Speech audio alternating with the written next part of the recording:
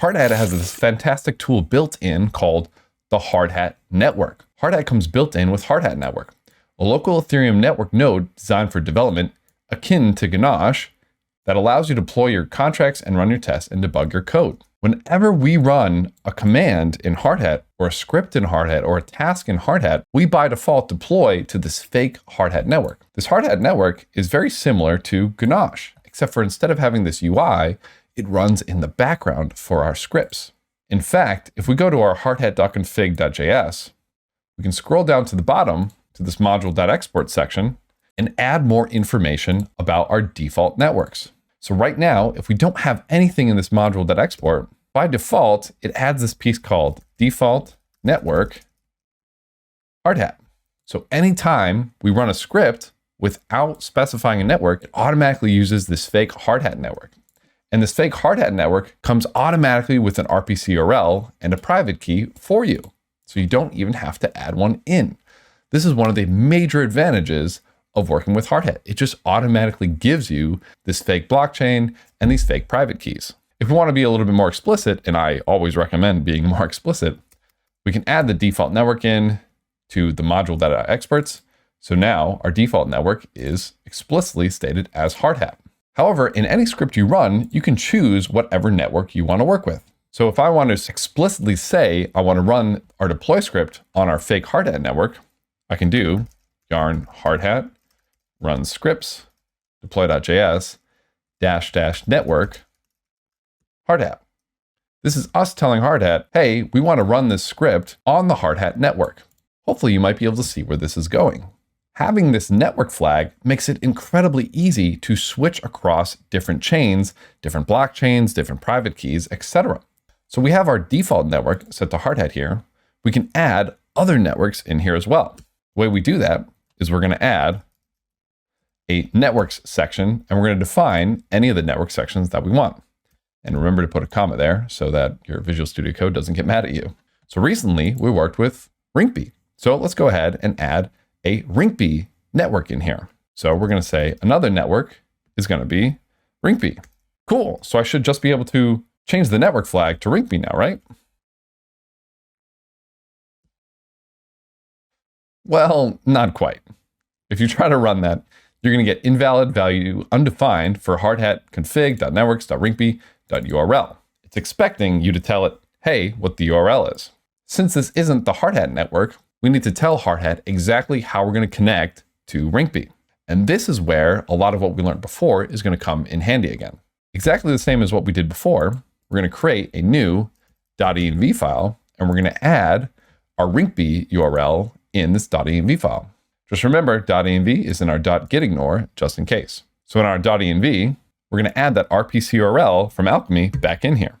Before we just said RPC URL, but since we might want to work across multiple networks, it's usually good to specify exactly what network each URL stands for. So we're going to say Rinkeby RPC URL equals, and then paste that URL in here. Now, as you probably have guessed, we can add our URL to our Rinkeby network here. For readability, I usually like to add them as variables right above the module.exports. So I'll say const Rinkeby RPC URL equals process.env .rinkeby RPC URL. And once again, we're going to be pulling that Rinkeby RPC URL from our environment variable. Of course, in order to pull that environment variable in, we're going to need to use that .env package again. So to add that in, we're going to do yarn add --dev .env. And at the top of our hardhat config, we're going to add require .env and then do .config to enable the config. Now this means we should be able to pull our Rinkeby RPC URL from our .env. Now that we have that in our Rinkeby network, we can add URL Rinkeby RPC URL. Awesome. So we have an RPC URL for a different network, but what else do we usually need? Well, we usually need a private key to work with an actual network. Hardhat doesn't automatically give us a private key for Rinkeby because Hardhat can't just give us testnet Ethereum. We need to have an actual account. An actual testnets, Hardhat doesn't control those, so we have to actually give it a real URL and a real private key. So to add private keys, you actually add something called accounts.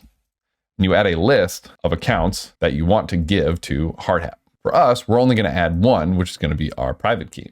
And for our private key, we're going to do the exact same thing. We're going to say const private key equals process.env.private key. And since this private key is going to be a real private key for a real testnet, again, we are going to have to grab this from our MetaMask. So we'll go to our MetaMask, hit the three dots, account details, export private key, and we'll add our password in here. And then in our .env, we'll add private key equals, and then add our private key. Now, I know I've said this 100 times, but please, please, please, for learning this, do not use a real key that is connected to any real money, just in case. Please use a new MetaMask. I know I've said it a bunch, but some people go, no, I'm going to be okay. I'll be safe. Just to be super, super safe here, please use a brand new MetaMask.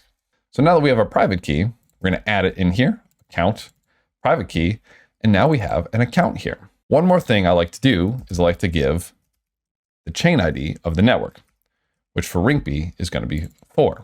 Every single EVM-based network has a new chain ID. An EVM network basically just means Solidity works on it. This includes all testnets. There's a good site called chainlist.org, which may or may not be going down at some point, that has a list of all these different networks. For example, you can see on here, Ethereum mainnet has a chain ID of 1, Binance Smart Chain is 56, Avalanche is 43114, Phantom Opera 250, Polygon 137, etc. Each one of these EVM compatible chains has their own chain ID. For Rinkeby, the chain ID is 4. Adding the chain ID is helpful here for later on, and we'll get to that in the future. But for now, just go ahead and make sure to add your chain IDs. Okay, now that we have the RPC URL, we have the private key, we can go ahead and test deploying this to an actual testnet. And I actually did something incorrect here, and we're going to get an error here. And I want you to go ahead and try to figure out and debug this error yourself. You ready? All right, let's do it. We'll do yarn, hardhat, run scripts, deploy.js, -- network, Rinkeby. And we get this wonderfully weird error, which if we see, we have deploying contract. So we know that in our deploy script, we get to at least this line, but then we're getting an error, highly likely here. So what's going on? It's saying cannot read properties of null, reading send transaction. If you want, you can absolutely go to this spot, but it looks like it's having a hard time understanding what the private key or what the account of this is. And what do you think I'm going to recommend we do? Well, if it's not clear after doing a little bit of triaging and debugging, we're going to copy this error and we're going to come on over to Google and paste that right in. It looks like we do get a question here from Stack Exchange Ethereum. And it looks like it's really similar to what we're doing. We scroll down, they're running nearly the exact same script that we're running. They're using MPX instead of Yarn. They've got a pretty minimalistic deploy file. Let's scroll down and see what the answers have to say. I've seen this error when my private key wasn't properly populated.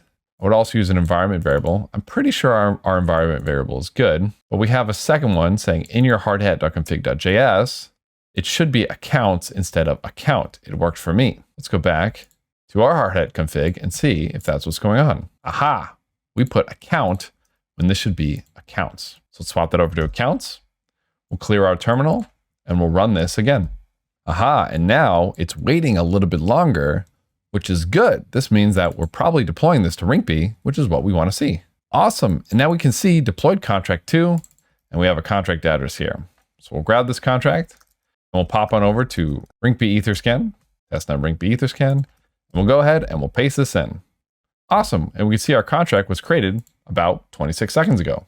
Perfect. Now for this part, you don't have to deploy this to Rinkeby with me. If you follow along here, that's good enough. So remember, deploying to testnets can take a long time. So for this one, you don't have to deploy with me.